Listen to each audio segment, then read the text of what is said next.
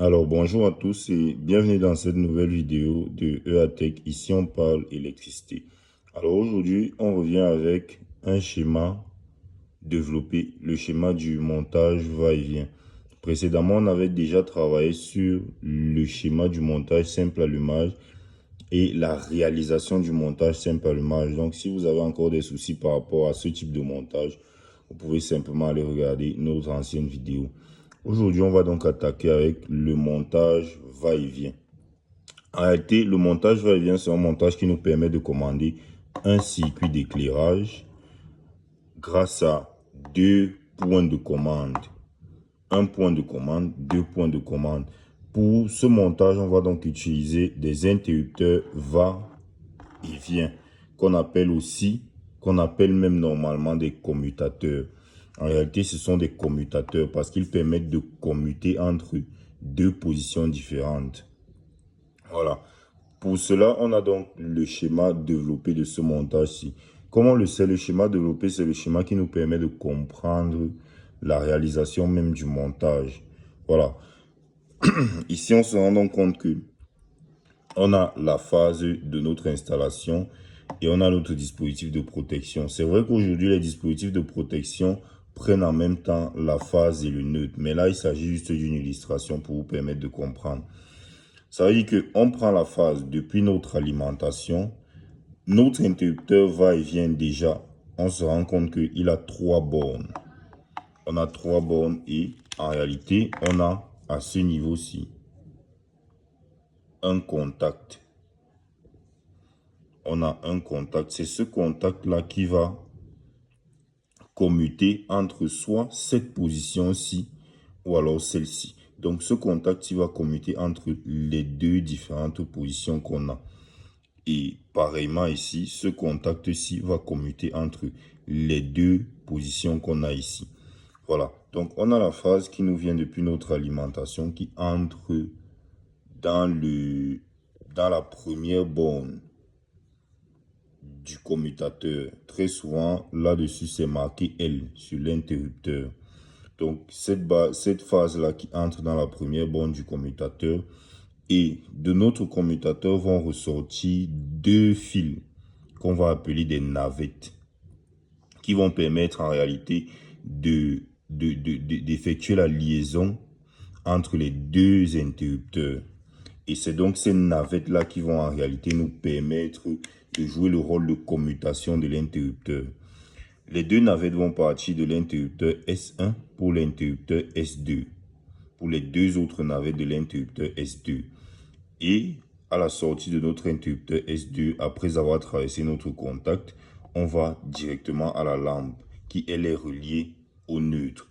Et là, on a donc ce que vous connaissez très certainement, notre retour lampe. Le retour lampe, c'est le fil qui sort de l'interrupteur pour aller vers la lampe. Alors, on résume rapidement. On prend la phase qui nous vient de notre alimentation, on la met à la borne d'entrée de notre premier commutateur. On va prendre deux fils qui vont jouer le rôle de navette, qui vont être connectés sur les deux bornes navettes de notre premier commutateur. Et ces deux fils-là seront reliés aux deux autres bornes navettes de notre deuxième commutateur, ce qui va permettre la communication entre les deux interrupteurs. Voilà. Et à la sortie, on a notre retour lampe qui sera connecté à la lampe. Le retour lampe, on n'oublie pas, c'est le fil qui sort directement de l'interrupteur pour aller vers la lampe. Et la deuxième borne de la lampe sera connectée au neutre, comme on le voit là. Côté protection, on part sur un disjoncteur divisionnaire 10 ampères. Voilà. Voilà de manière générale le principe. Alors, je vais vous montrer comment ça fonctionne. Lorsqu'on effectue une action sur cet interrupteur, là déjà, si on suit bien le circuit, on a la phase qui arrive là. On se rend compte que ici, il s'agit on aura un circuit fermé parce que le contact est à ce niveau et là aussi, il est à ce niveau. Ça veut dire que notre circuit est fermé. Par conséquent, notre lampe va briller. Si un individu effectue une action sur ce commutateur-ci, c'est-à-dire il pousse le boîtier, il effectue une action en réalité sur ce commutateur-ci. le contact va se déplacer. Le contact ne sera plus à ce niveau, il sera plutôt à ce niveau. Voilà. À chaque fois qu'on va effectuer une action sur notre commutateur, on va déplacer le contact. Oh, là, ça ne s'efface pas. Désolé. Et si le contact part d'ici pour ici, on se rend compte que si on refait ensemble le schéma, on se rend compte qu'à ce niveau, le circuit sera ouvert. Ça veut dire que la lampe va s'éteindre. Donc, à partir d'une action sur cet interrupteur-ci, on arrive à commander la lampe. Maintenant, voyons comment, à partir d'une action sur cet interrupteur-ci, on arrive aussi à commander la lampe. Gardons notre contact à la position 1. Position 1, 2, position 3, 4.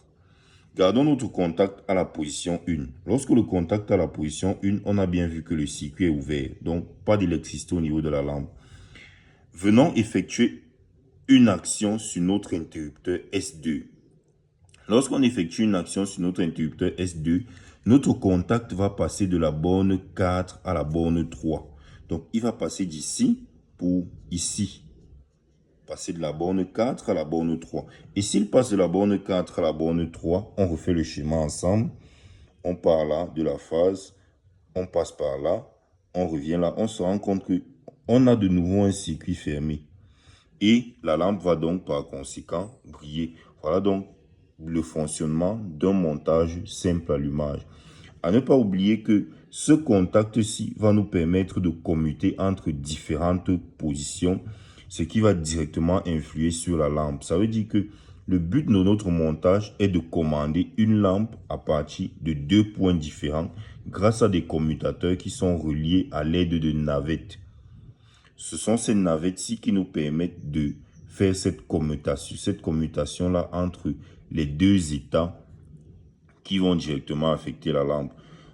À noter bien, lorsque on a le contact qui est sur la borne 2, naturellement, toute la partie-ci est vide. Parce qu'on n'a pas deux contacts sur un interrupteur, on a un seul contact. Alors, si notre contact est déjà sur la borne 2, ça veut dire que en réalité, ici, il n'y a rien. Et lorsque on va effectuer une action, le contact va partir de la borne 2 pour la borne 1. Et la borne 2 sera donc vide. Pareillement ici, si le contact est sur la borne 4, la borne 3 est vide. Lorsqu'on effectue une action, le contact quitte la borne 4 pour aller rejoindre la borne 3. Par conséquent, cet espace-ci va se libérer, il va ouvrir ce circuit-ci et il va plutôt fermer celui-ci. J'espère que vous avez donc vu comment on peut allumer ou éteindre une lampe grâce à un montage va-et-vient. Lorsqu'on effectue une action, le contact 1 va se fermer. Si le contact 3 aussi est fermé, la lampe va briller. Et lorsqu'on revient sur cet interrupteur-ci, lorsqu'on va effectuer une autre action, le contact 3 va s'ouvrir pour venir sur le contact 4. Si le contact s'ouvre, la lampe va arrêter de briller. Donc voilà le principe de fonctionnement de notre interrupteur va-et-vient. J'espère que cela vous aura été utile. Dans la prochaine vidéo, on va vous montrer comment de manière pratique on réalise un montage va-et-vient dans une installation résidentielle.